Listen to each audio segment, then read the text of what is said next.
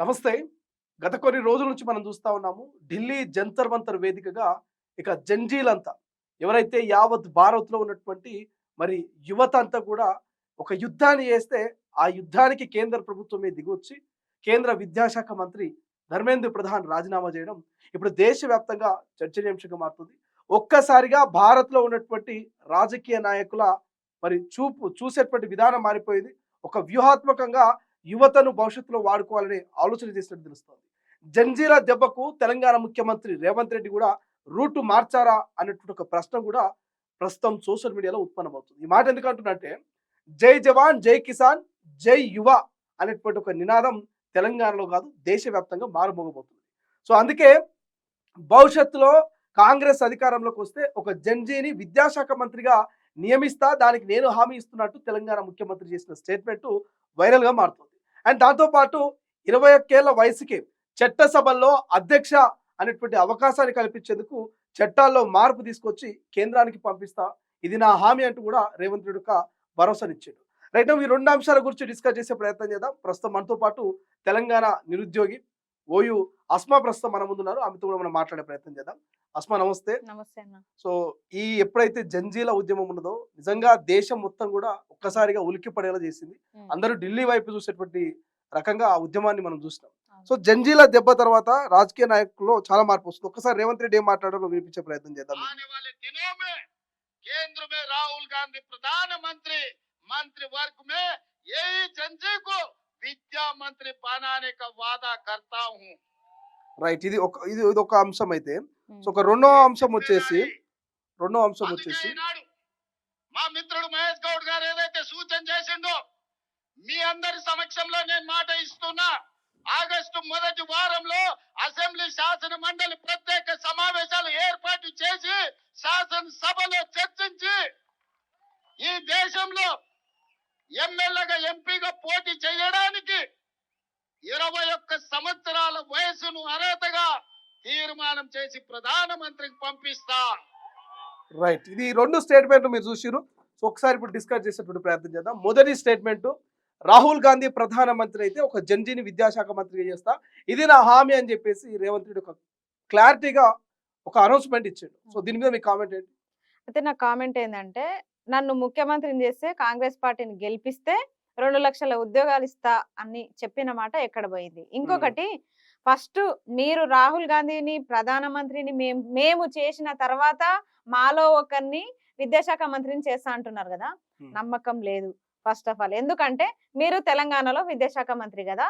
First మీ విద్యాశాఖ మంత్రికి మీరు రాజీనామా చేసి, ఇక్కడ కూడా తెలంగాణలో జంజీలు ఉన్నారు, ఈ జంజీలలో ఒకరిని విద్యాశాఖ మంత్రిగా చేయండి. ఒక విద్యాశాఖ మంత్రి నియమించండి. మీకు 3 అర్హత మీకు 3 మంత్రి పదవులు ఉన్నాయి కదా. ఆ 3 మంత్రి పదవుల్లో ఒకటి విద్యాశాఖ మంత్రిని మీరు అంటున్నారు కదా జంజీకి ఇస్తా అని చెప్పేసి, ఫస్ట్ తెలంగాణలో ఉన్న విద్యాశాఖ మంత్రి పదవిని మీరు ఇక్కడ ఉన్న జంజీకి ఇవ్వండి. వెయిట్ చేసే ఓపిక యువతలు లేదా? ఎందుకంటే ఇటువంటి స్టేట్మెంట్ ఇవ్వాలంటే కూడా చాలా ధైర్యం కావాలి. ఒక రాష్ట్రానికి ముఖ్యమంత్రి అయ్యుండి, సో యావత్తు భారత్ లో ఉన్న యువతకు ఒక స్టేట్మెంట్ ఇచ్చిండు, నేను జంజీని ఖచ్చితంగా, నేను అప్పటికి రాహుల్ గాంధీ ఒకవేళ ప్రధాని అయితే నేను విద్యాశాఖ మంత్రి చేస్తాను, ఒక స్టేట్మెంట్ ఇచ్చాడు.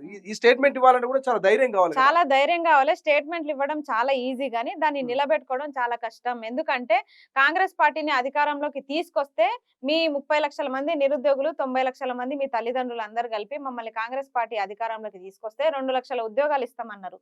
ఆనాడు నమ్మినాం కదా.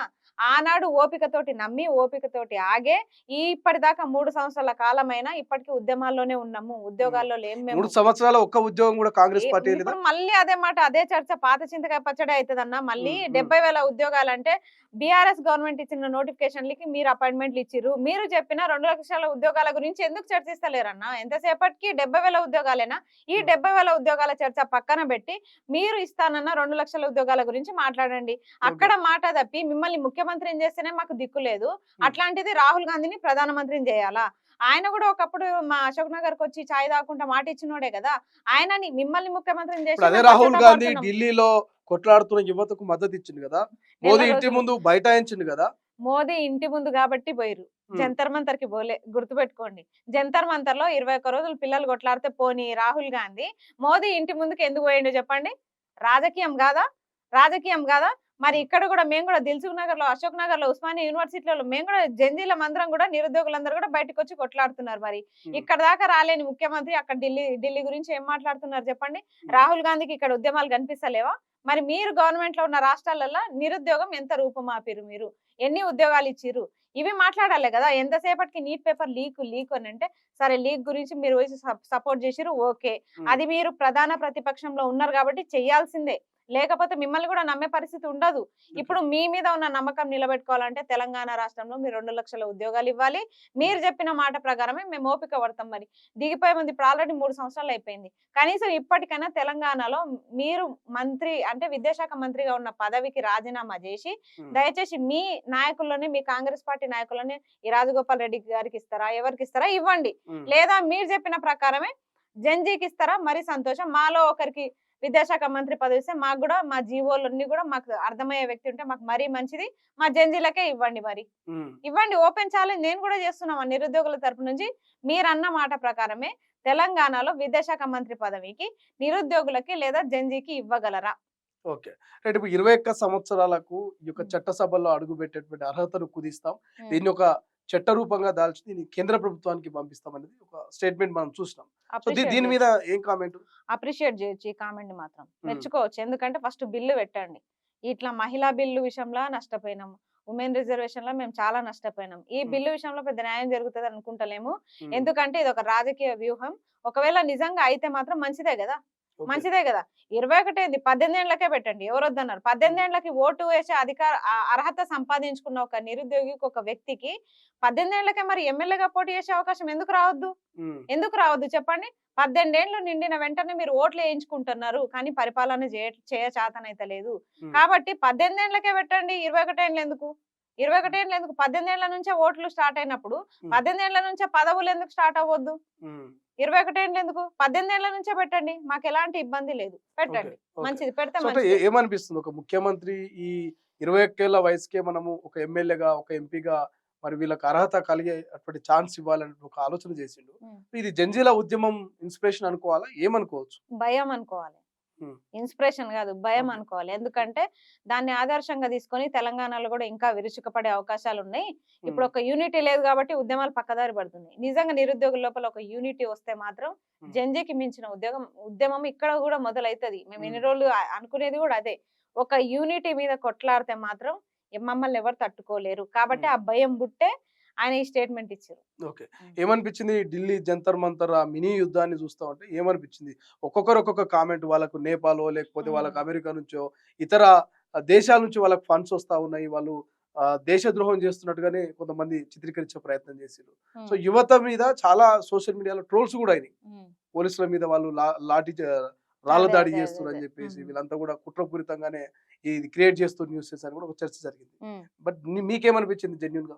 అసలు అక్కడ కొట్లాడిన ప్రతి విద్యార్థి కూడా జెన్యునే. ఇప్పుడు ఆ విమర్శలు అనేవి తప్పవు, తెలంగాణలో తప్పలేదు. మమ్మల్ని నిరుద్యోగులు కాదన్నారు, ఇప్పుడు వాళ్ళని కూడా స్టూడెంట్స్ కాదంటున్నారు. మేము రాజకీయ స్వలాభం కోసం చేస్తున్నామని మమ్మల్ని అన్నారు. అక్కడ పిల్లల్ని కూడా అట్లే అన్నారు, ఈ రాజకీయ ముసుగులో ఉండి వీళ్ళంతా చేస్తున్నారు, కావాలని రాజకీయ పదవుల కోసం చేస్తున్నారని. 18 ఏళ్ళు నిండిన పిల్లలు ఏ రాజకీయం కోసం చేస్తారు చెప్పండి? కానీ నీట్ అనే ఫుల్ ఫామ్ తెలియని వాళ్ళు కూడా ఆడ పోయి రీల్స్ చేస్తున్నారు, ఇది ఉద్యమమా అనేటువంటి ఒక చర్చ జరిగింది. అట్లా ఉండదు. రాసిన ప్రతి అభ్యర్థి కొంత ఆక్రోశానికి గురయ్యి ఇంకా తట్టుకోలేని స్థితిలో వాళ్ళు కొంచెం అసభ్యంగా ప్రవర్తించిండొచ్చు. కానీ మిగతా వాళ్ళు కూడా అయితే మొత్తం జెన్యూన్ ఆస్పిరెంట్సే కదా. ఒకరిద్దరు చేసిన తప్పుకి మిగతా వాళ్ళని అనొద్దు కదా. కాకపోతే ఆ పిల్లలు ఎవరైతే అసభ్యంగా ప్రవర్తించారో వాళ్ళు కూడా వాళ్ళ ఆవేశం కట్టలు తెంచుకున్నది కాబట్టి ఇప్పటికి 21 రోజులు అవుతుంది, 22 రోజులు అవుతుంది, ఇంకా స్పందిస్తలేడు అని చెప్పేసి బండ బూతులు తిట్టిరు. నేను చూసిన నరేంద్ర మోడీని అయితే అమ్మ నా బూతులు, వాళ్ళ అమ్మని అసలు ఘోరంగా తిట్టిరు. అట్లాంటి తిట్లు వచ్చినాయంటే తప్పు, నిజంగా తప్పు. ఎందుకంటే ఈ ఒకరిద్దరు ఎవరైతే తిట్టిరో వాళ్ళు కొంచెము మీరు సమాజంలోకి వచ్చి సేవ చేయాల్సిన అభ్యర్థులు, డాక్టర్లు, ఇంజనీర్లు, మీ సేవలు సమాజానికి చాలా అవసరమని అంతమంది సపోర్ట్ చేసి అన్ని రాష్ట్రాల ప్రజలు కూడా మీకు మద్దతు ఇచ్చారు, నిరుద్యోగుల మందరం కూడా. కానీ అట్లా తిట్టడం అయితే 100% తప్పే. ఇప్పుడు ధర్మేంద్ర ప్రధాన్ రాజీనామా తోటి విద్యా వ్యవస్థలో మార్పు వస్తుందని మీరు నమ్ముతున్నారా? విద్యాశాఖ మంత్రి మారిన తర్వాత ఇది జంజీల్ అయితే మొదటి విజయం.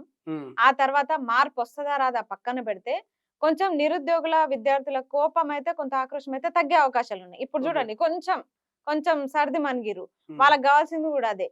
కాకపోతే ఇప్పుడు నెక్స్ట్ వచ్చే విదేశాంగ మంత్రి ఎవరో తెలియదు. మళ్ళా ఆ తర్వాత తీసుకునే చర్యలేందో తెలియదు. అది కూడా ప్రకటించాలి తొందరలోనే. ఎందుకంటే ఒక అకాడమిక్ లాస్ అయితే పిల్లలు ఒక సంవత్సరం లాస్ అయితారు. ఒక సంవత్సరం సేవలు లాస్ అయిపోతారు. వాళ్ళ ఏజ్ లాస్ అయిపోతారు. కాబట్టి ఇది తొందరగా జరగాలి ఈ ప్రాసెస్ అనేది. ఇంకా లేట్ చేసుకుంటా పోతే చాలా ఇదైతది కాబట్టి కొత్త విదేశాంగ మంత్రిని నియమించాలి. ఆ తర్వాత నీట్‌లో పేపర్ లీకేజ్‌లు కాకుండా ఫింగర్ ప్రింట్ తీసుకుంటారా? ఏం తీసుకుంటారా? అనేది అది స్పష్టంగా బహిర్గతంగా మళ్ళీ ఒక కొత్త మేనిఫెస్టో రూపంలో వాళ్ళు విడుదల చేయాలి. ఒకవేళ లీకేజ్‌లు చేస్తున్న వాళ్ళకి చట్టరీత్యా చర్యలుండాలి. వాళ్ళకి శిక్షలుండాలి. జరిమానాలుండాలి. జైలు శిక్ష 10 ఏండ్లు ఏస్తారా? 15 ఏండ్లు ఏస్తారా? పేపర్ లీకేజ్ అయిందంటే పూర్తి బాధ్యత ఆ విదేశాంగ మంత్రిది. అది ఎవ్వరు లీక్ చేసినా అనవసరం. ఆఫీస్ బాయ్ లీక్ చేసినా పర్లేదు గానీ అది విదేశాంగ మంత్రే బాధ్యత వహించాలి. కాబట్టి శిక్ష మాత్రం విదేశాంగ మంత్రికే పడాలి. అక్కడ ఎవరు లీక్ చేసిరో వాళ్ళకి కూడా పడాలి. చట్టరీత్యా వాళ్ళకి ఒక కొత్త శిక్షణ రావాలని మేము కోరుకుంటున్నాం. ఇప్పటి వరకు చాలా మంది అక్కడ కూడా స్టూడెంట్స్ సూసైడ్ చేసుకొని చనిపోయారు. నరేంద్ర మోడీ గారి పేరు రాసే చచ్చిపోయారు. కాబట్టి వాళ్ళ కుటుంబాలకు కూడా నష్టపరిహారం చెల్లించాలి. ఆర్థిక సహాయం అందించాలి. ఒకవేళ వాళ్ళు బతుకుంటే డాక్టర్ అయిదురో ఇంజనీర్ అయిదురో కదా, వాళ్ళ మీద డిపెండ్ అయిన కుటుంబాలు ఉంటాయి కాబట్టి వాళ్ళకి ఆర్థిక సాయం అందించాలి. అది మానవతా దృక్పథంతోనే వీళ్ళు ప్రకటించాలని నేను కోరుకుంటున్నాను. ఈ విజయం ఎవరిది? కాక్రోచ్ జనతా పార్టీదా, భారత యువతదా, లేకపోతే ప్రధాన ప్రతిపక్షమైన కాంగ్రెస్ దా? ఎవరిది ఈ విజయం అంటే ఏం చెప్తారు? యువతదే. యువత లేకపోతే ఏ పార్టీ ఎక్కడుంది చెప్పండి? ఈ పార్టీల వల్ల, కాంగ్రెస్ పార్టీ వల్ల, బీజేపీ వల్ల నష్టపోయిన యువతనే ఒక కాక్రోచ్ జనతా పార్టీని ఒక ఆసరాగా తీసుకున్నారు. అంతే తప్ప అక్కడ సీజేపీదైతే నేనైతే చెప్పలేను. యువతదే, భారత్ యువతదే. యువతదే ఖచ్చితంగా యువతనే. యువత లేకపోతే ఆ పార్టీ కూడా అక్కడ ఏం చేస్తుంది చెప్పండి? యువత సపోర్ట్ లేకపోతే వాళ్ళు కూర్చొని వాళ్ళు చేయగలరా? చేయలేరు. యువత సపోర్ట్ ఉంది కాబట్టి అది వాళ్ళు కూడా చెప్తున్నారు. వాళ్ళు కూడా ఒప్పుకుంటున్నారు కాబట్టి ఇది ఖచ్చితంగా యువత విజయమే. రైట్. అంటే మోడీ భయపడి రాజీనామా చేయించున్నా, లేకపోతే నిజంగానే మేము తప్పు చేసినామని ఆయన రియలైజ్ అయ్యి రాజీనామా చేయించిన అనుకుంటున్నాను. భయపడే చేయించు. ఎందుకు మోడీ భయపడాల్సి వచ్చింది? ఎందుకు భయపడాల్సి వచ్చిందంటే ఇంకా నిరుద్యోగులు, విద్యార్థులు తిరగబడితే ప్రభుత్వాలు కూలిపోతాయి. ఇప్పుడు ఎన్ని ప్రభుత్వాలు మార్చలేదు? 15 సంవత్సరాల నుంచి ఉన్న గవర్నమెంట్ సెంట్రల్ లో వాళ్ళది. అట్లాంటప్పుడు ఇప్పుడు సడన్ గా వీళ్ళు ఇది చేయడం వల్ల మొత్తం నేటివిటీ ఎవరు చెప్పినా కట్టలు తెంచుకున్న ఆవేశం అక్కడ. అలాంటి యువతని కంట్రోల్ చేయడం చాలా కష్టం. ఎందుకంటే విద్యార్థుల పైన లాఠీ చార్జీలు జరిగినాయి. వాళ్ళకి రక్తాలు గారేటట్టు కొట్టిరు వాళ్ళని. చాలా మంది మీద కేసులు పెట్టిరు. అట్లా అయినప్పుడు ఆ విద్యార్థి ఏం చేస్తాడు? ఇక నెక్స్ట్ గవర్నమెంట్ ని ఎట్లా పడగొట్టాలని ఆలోచిస్తాడు. ఇప్పుడు మేం చేసేది కూడా అదే. మా మీద ఎప్పుడైతే దాడులు, లాఠీ చార్జులు, కేసులు అయినాయో అప్పటి నుంచే మేము తిరగబడ్డం ఇంకా మొదలు పెట్టినాం. కాబట్టి అక్కడ కూడా అదే జరిగే అవకాశాలు ఉంటాయి కాబట్టి భయపడ్డారు. 100% భయపడ్డారు. వాళ్ళకి గవర్నమెంట్ అధికారంలో ఉండడమే ముఖ్యం. కాబట్టి భయపడే ఇదంతా చేశారు. అంటే దాంతో పాటు ఇప్పుడు రేవంత్ రెడ్డి ఇచ్చినటువంటి స్టేట్మెంట్ లో భాగంగా ఎప్పుడైతే ఈ 21 సంవత్సరాల గనక ఒకవేళ తగ్గిస్తే, వయసులు కూడా తగ్గిస్తే, చట్టసభల్లోకి వెళ్ళే వరకు అవకాశం ఇస్తే యువత దాన్ని ఎంతవరకు ప్రాపర్ గా యూజ్ చేసుకోగలుగుతుంది? ఎందుకంటే చాలా మంది ఇప్పుడు కూడా గ్రామాల్లో సర్పంచ్లు అయ్యారు. చాలా మంది భవిష్యత్తులో ఎంపీడీ, జెడ్పీడీ కూడా కాబోతున్నారు. ఈ యువత నిజంగా వాళ్ళు అనుకున్నట్టుగా ఇంప్లిమెంట్ చేయగలుగుతారు అంటే అవినీతి లేని పరిపాలన కావచ్చు, లేకపోతే పారదర్శకమైనటువంటి అభివృద్ధికి తోడ్పడడం కావచ్చు. గెలిచిన యువత తోడ్పడుతుందా? రేపు ముఖ్యమంత్రి రేవంత్ రెడ్డి అన్నట్టుగా 21 సంవత్సరాలకు వాళ్ళు ఇటు అసెంబ్లీలోనో లేకపోతే పార్లమెంట్ లోనో అధ్యక్ష అంటే వాళ్ళు ఏమైనా మార్పు తీసుకొచ్చే ఛాన్స్ ఉందా? ఖచ్చితంగా తీసుకొస్తారు. ఎందుకంటే ఇప్పటిదాకా ఏజ్ పెద్దగా ఉండడమో, లేకపోతే డబ్బు లేకపోవడం, పేదరికమో ఇలాంటివి మనకి రాజకీయంలో రావడానికి అడ్డుపడ్డాయి. 21 ఇయర్స్ చేయడం వల్ల ఏమైతుందంటే 21 ఇయర్స్ లోపే మనకు ఖచ్చితంగా డిగ్రీ కంప్లీట్ చేసుకొని ఉంటారు యువత మొత్తం. డిగ్రీ అయిపోయి ఉంటది. డిగ్రీ అయిపోయిన విద్యార్థి ఎంత మెచ్యూర్డ్ గా ఆలోచిస్తాడు చెప్పండి? చాలా ఆలోచన తీరు మెరుగుగా ఉంటది ఆ స్టేజ్ లో. డిగ్రీ అయిపోయిందంటేనే ఒక మెచ్యూర్డ్ స్థాయిలో ఉంటారు విద్యార్థులు. కాబట్టి అప్పుడు ఆలోచించడం వల్ల ఏమైతుందంటే అప్పుడు ఒకవేళ 21 ఇయర్స్ ఉంటే ఖచ్చితంగా డిగ్రీ క్వాలిఫికేషన్ ఉన్న అభ్యర్థులందరూ కూడా బరిలో ఉండే అవకాశం ఉంటది. రాజకీయంలో ఒక కొత్త యువ రక్తం అనేది రావడం వల్ల కొత్త ఆలోచనలు వస్తాయి. ఇప్పుడు చాలా మంది చదువుకొని జీవోలు ఎక్స్ప్లెయిన్ చేసే క్రమంలో అవతల వ్యక్తి కూడా అర్థం చేసుకునే స్థాయిలో ఉండాలి కదా. కనీసం డిగ్రీ కూడా లేని రాజకీయ నాయకులు మనకు ఉండడం దౌర్భాగ్యం. ఎన్ని జీవోలు, పెద్ద జీవోలు ఉంటాయి, వాళ్ళకేమో అర్థం కాదు. సార్ ఎమ్మెల్యే ఇది తీసుకోండి అని అంటే సారు తీసుకోండి అంటే అది ఏమవుతుందంటే ఆయన ఎమ్మెల్యే కావడమే అదే పెద్ద పదవిని అధిరోహించినట్టు. మేము డిగ్రీలు, పీజీలు, డాక్టరేట్లు చేసినా మాకు విలువ ఉండదు. ఒక ఎమ్మెల్యే అంటే ఆయన ముందర పోయి చేతులు కట్టుకొని జీవోలు ఎక్స్ప్లెయిన్ చేయాల్సిన పరిస్థితి వచ్చింది ఇప్పుడు. కాబట్టి చదువుకున్నాడు గొప్పడా, రాజకీయ నాయకుడు గొప్పడా అంటే నవేడేస్ రాజకీయ నాయకుడే గొప్పడు అనొచ్చు. ఆయన ముందర మనం ఎంత చదువుకున్నా పోయి ఇట్లా చేతులు కట్టుకొని నిలబడతాం. అట్లా ఉంది పరిస్థితి. కాబట్టి రాజకీయంలోకి యువత చాలా మంది రావాలని ఆశిస్తున్నారు. ఇలాంటి నిర్ణయాల వల్ల ఇంకా చాలా మంది వస్తారని కూడా నేను ఆశిస్తున్నాను. ఓకే. కాక్రోచ్ జనతా పార్టీ ఎట్లయితే షార్ట్ టైమ్ లో మిలియన్స్ ఆఫ్ ఫాలోవర్స్ ఇన్‌స్టాగ్రామ్ లో సొంతం చేసుకొని దేశంలో ఉన్నటువంటి రాజకీయ పార్టీని షేక్ చేసిందో, యాస్టిస్ గా సోషల్ మీడియాలో ఇప్పుడు ఆర్‌హెచ్‌ఏ అనేటువంటి ఒక కొత్త ఇన్‌స్టాగ్రామ్ అకౌంట్ పుట్టుకొచ్చింది. 34 లక్షలకు మందికి పైగా ఫాలోవర్లు వచ్చిర్రు. సో ముఖ్యంగా రిజర్వేషన్ హటావో అనేటువంటి ఒక ఆందోళన మొదలుపెట్టిరు వాళ్ళు. రిజర్వేషన్ హటావో అనేటువంటి ఆందోళనతోటి ఈ ఆర్‌హెచ్‌ఏ అనేది 34 లక్షల మంది ఫాలోవర్స్ సొంతం చేసుకున్నారు. సో ఎట్లా చూస్తారు, కులరహిత రిజర్వేషన్లు అమలు కావాలనేది ఒక చర్చ మళ్ళీ మొదలవుతుంది. ఇది సక్సెస్ అవుతుంది అనిపిస్తుందా? వాళ్ళ డిమాండ్ మీకు ఓకే అనిపిస్తుందా? సక్సెస్ అవ్వదు.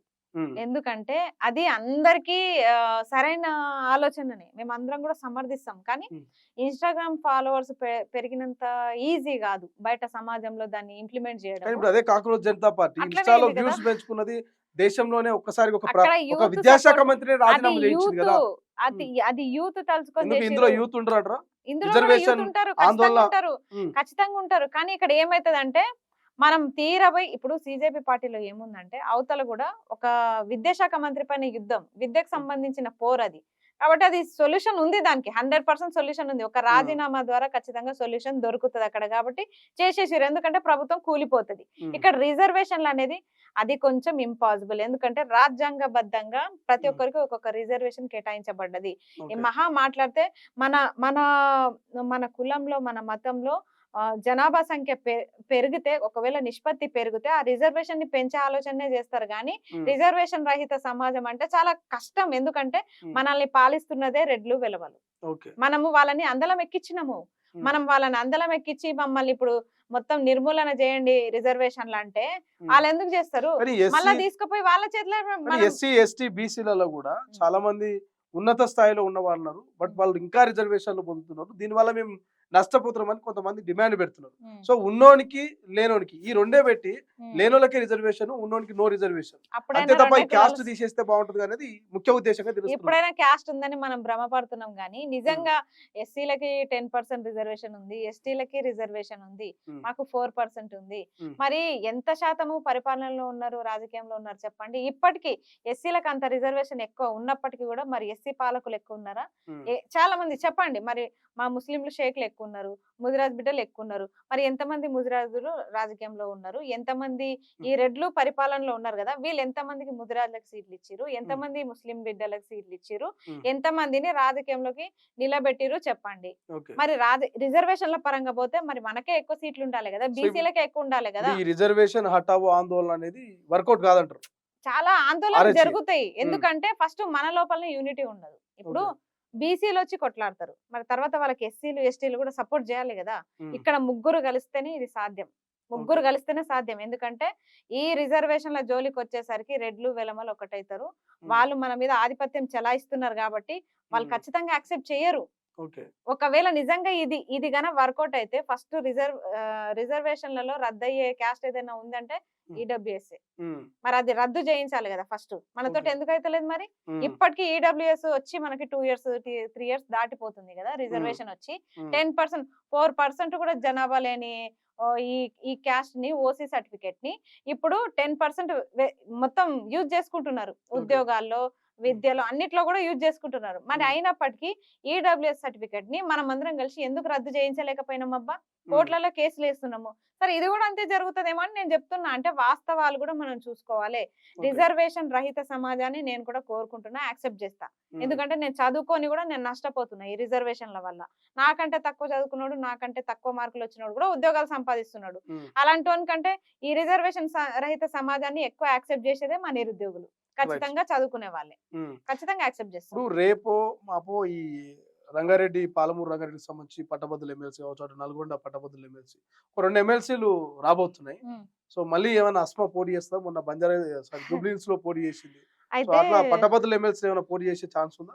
అప్పుడు కూడా చేసిన ఛాలెంజ్ ఒకటే, ఉద్యోగాలు ఇవ్వకపోతే ఖచ్చితంగా మీరు ఇచ్చిన నోటిఫికేషన్ లో మేము పోటీ చేస్తామని నేను చెప్పిన. ఇప్పుడు కూడా అదే చెప్తా. ఒకవేళ ఇది గ్రాడ్యుయేట్ కి సంబంధించిన ఎమ్మెల్సీ ఎలక్షన్స్ కాబట్టి ఖచ్చితంగా మా విద్యావంతులే ఉండాలి.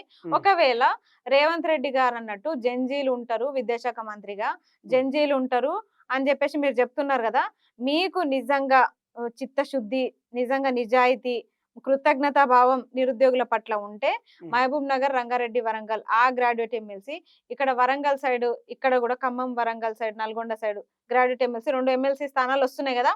ఈ ఉమ్. రెండిట్లో ఒక్కటైనా సరే నిరుద్యోగులకు ఇవ్వగలుగుతారా సీటు కాంగ్రెస్ పార్టీ నుంచి? ఎందుకు కాంగ్రెస్ పార్టీ కూడా చాలా మంది యువత ఉన్నది కదా, వాళ్ళు కూడా సరే జనరేషన్ ఇవ్వమని వాళ్ళకి చెప్పండి, ఇస్తారేముంది. ఇవ్వమని చెప్పండి. అట్లా కూడా ఉమ్, మేము అట్లా కూడా సరే మాకు ఉద్యోగాలు ఇచ్చుడు చేతనైతే లేదు కదా, రాజకీయ పదవుల్ని చాలా మంది కోరుకుంటారు, చదువుకున్న వాళ్ళు కోరుకుంటారు, ఉమ్, అట్లాంటి వాళ్ళకి ఇవ్వండి. ప్రతిపక్షాలకైనా నేను ఛాలెంజ్ చేస్తున్నా, ఉమ్. రేవంత్ రెడ్డి గారు తప్పు చేస్తున్నారు నిరుద్యోగుల పట్ల. ఇప్పుడు మీరు కూడా అక్కడ బరిలో నిలబెడతారు, కనీసం మీరు ప్రతిపక్షాలు బీఆర్ఎస్, బీజేపీ, అలాగే తీన్మార్ మల్లన్న పార్టీ, కవితక్క పార్టీ, వీళ్ళందరూ కూడా మీరు జంజీలో నిలబెట్టగలుగుతారా? ఉమ్, బరిలో నిలబెట్టగలుగుతారా? వాళ్ళకు కూడా ఓపెన్ ఛాలెంజ్. ఈ 2 స్థానాల్లో ఏదో ఒక స్థానానికైనా మీరు నిరుద్యోగులకు అవకాశం ఇస్తారా?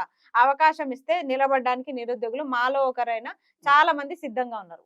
ఓకే. చాలా మంది, నేననే కాదు, నాతోటి నిరుద్యోగులు ఎవ్వరు నిలబడ్డా సరే నేను ఉమ్, సపోర్ట్ చేస్తా రైట్. ఖచ్చితంగా. ఇప్పుడు ఉద్యమం అయిపోయినట్టనా? మీరు రేవంత్ ప్రభుత్వం మీద ఈ కొలువుల కొట్లాట ఆగిందా? మొన్నటి సభతోటి అస్మా స్పీచ్ తోటి చాలా చర్చ జరిగింది. ఉమ్. బట్ కొంత సైలెంట్ అయినట్టున్నది ఎప్పుడైతే ఈ ఢిల్లీ జంతర్ మంతర్ ఈ యొక్క ఇష్యూ.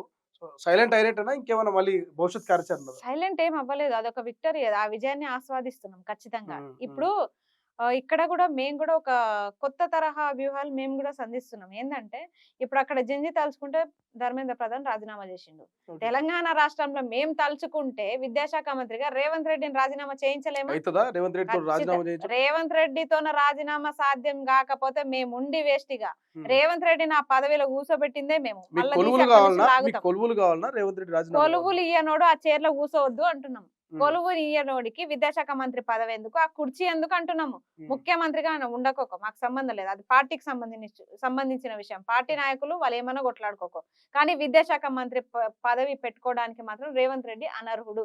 కాబట్టి విద్యాశాఖ మంత్రి పదవికి రేవంత్ రెడ్డి రాజీనామా చేయాలి. ఇది తెలంగాణ నిరుద్యోగుల డిమాండ్. ఈ రోజు నుంచి అదే పోస్టులు పెడుతున్నాం మేము. ఉమ్, పొద్దున్న లేచి అదే మూవ్మెంట్ స్టార్ట్ చేసినాము. ఉమ్, ఆల్మోస్ట్ ఈ రోజు ఆల్రెడీ నేను పొద్దున్నే పెట్టేసిన ఆ పోస్టు, ఓకే. ఎక్కడ కూడా ఇనాక్టివ్ అవ్వలేదు మేము. ఉమ్, ఖచ్చితంగా రేవంత్ రెడ్డితోన విద్యాశాఖ మంత్రి పదవికి రాజీనామా చేయిస్తాం. మీరు అంటున్నారుగా కొలువులు కావాలా, ఆయన పదవి కావాలని అంటే, ఆయన పదవి మాకేం అవసరం లేదు. ఆయన నిజంగా ఉదార స్వభావుడు అయితే ఉమ్, అంటున్నాడుగా జెన్జిఓలకి విద్యాశాఖ మంత్రి ఇస్తారని, ఆయనని వాళ్ళు ఇచ్చిన మాట మీద నిలబెట్టుకోవాలి. ఇంకొకటి ఏంటంటే, ఒకవేళ నేను ఉద్యోగాలు ఇచ్చి నాకు చేతన అయితే లేదు అనుకుంటే వెంటనే రాజీనామా చేయండి ఫస్ట్. ఉమ్. అదే మా ప్రధాన డిమాండ్. రైట్ గా తొలి వెలుగు స్టూడియో నుంచి మీరు నిరుద్యోగులకు కావచ్చు, తెలంగాణ ప్రజలకు ఏమైనా చెప్పదలుచుకోరా? ఇప్పుడు ఒక్కటే చెప్పగలుగుతా, ఉమ్, ఫస్ట్ ఆఫ్ ఆల్ ఈ 2 లక్షల ఉద్యోగాల పంచాదే మాకు వేరే ఏం ఉండదు అన్న మైండ్ లో అదే ఉంటది. కాబట్టి 2 లక్షల ఉద్యోగాలు రేవంత్ రెడ్డి గారు ఇస్తారా, లేకపోతే విద్యాశాఖ మంత్రి పదవికి రాజీనామా చేస్తారా? ఒకవేళ మీరు చెయ్యకపోతే మేము దగ్గరుండి చేయిస్తాం. నిరుద్యోగులం దగ్గరుండి మిమ్మల్ని ఎట్లా ఆ పదవిలో కూర్చోబెట్టినామో అట్లే ఖచ్చితంగా మిమ్మల్ని ఆ పదవి నుంచి, ఆ కుర్చీ నుంచి దింపే బాధ్యత మాదని చెప్పేసి తెలంగాణ సమాజానికి, నిరుద్యోగ సమాజానికి చెప్తున్నాము. నిరుద్యోగులందరూ కూడా ఉద్యోగాల కోసం కొట్లాడేటప్పుడు చాలా మంది ఇంట్లో ఉండి పోస్టులు షేర్ చేసుకుంటూ, పోరాటం చేసుకుంటూ సోషల్ మీడియా మూవ్మెంట్ చేసినాము. ఇప్పుడు అట్లా కాకుండా ఇప్పుడు కూడా అదే తరహాలో భారీ స్థాయిలో ప్రతి ఒక్కరు కూడా సోషల్ మీడియాని యూజ్ చేసుకోండి. విద్యాశాఖ మంత్రిగా రేవంత్ రెడ్డి రాజీనామా చేయాలని చెప్పేసి ప్రతి ఒక్కరు మీ ఇన్స్టాలో, మీ ఫేస్బుక్ లో, మీ వాట్సాప్లలో అన్నిట్లో కూడా పోస్టులు చేయాలని నేను కోరుకుంటున్నాను. ఒక సోషల్ మీడియా వారైతే ఫస్ట్ అయితే స్టార్ట్ చేద్దాం, ఉమ్. అదే అనుకుంటున్నాను. Right, thank you so much. ఇది మొత్తం మీద ఢిల్లీ జంతర్ మంతర్ లో జంజీలు, కాక్రోచ్ జనతా పార్టీ అండ్ దాంతో పాటు యావత్ భారత్ లో ఉన్నటువంటి యువత చేసిన పోరాటం అందరికి ఒక స్ఫూర్తినిస్తుంది. మేము సైతం తెలంగాణలో ఒక ఉద్యమానికి తెరలేపుతాం. ఖచ్చితంగా మా నిరుద్యోగుల డిమాండ్లు నెరవేరేంత వరకు మేము పెద్ద ఎత్తున రాష్ట్ర ప్రభుత్వం మీద లడాయి చేస్తాం. విద్యాశాఖ మంత్రిగా రేవంత్ రెడ్డి రాజీనామా చేసేంత వరకు ఒక సోషల్ మీడియాలో పోస్టులు పెడతాం. ఆ తర్వాత డైరెక్ట్ మేము భవిష్యత్తు కార్యాచరణను ప్రకటించి ఖచ్చితంగా జంతర్ మంతర్ తరహాలో మేము కూడా ఒక ఉద్యమానికి తెరలేపుతామంటూ అస్మా చెప్తున్నటువంటి పరిస్థితి. అండ్ మరోవైపు మరి రాహుల్ గాంధీ ప్రధానమంత్రి అయ్యాక విద్యాశాఖ మంత్రిని జంజీని చేయడం కాదు, ఇప్పుడు తెలంగాణలో మరి జంజీలకు రాబోయే పట్టభద్రుల ఎమ్మెల్సీలో అవకాశం ఇవ్వాలంటూ ఆల్ పార్టీలకి ఒక సవాల్ అయితే విసిరింది ఆస్మా. ఎవరు స్వీకరిస్తారో స్వీకరించండి, ఎవరికి నిరుద్యోగుల మీద ప్రేమ ఉందో వాళ్ళు ఒక జంజీని, ఒక నిరుద్యోగిని రేపటి పట్టభద్రుల ఎమ్మెల్సీలో మీరు బరిలోకి దించాలని చెప్తూనే ఉంది.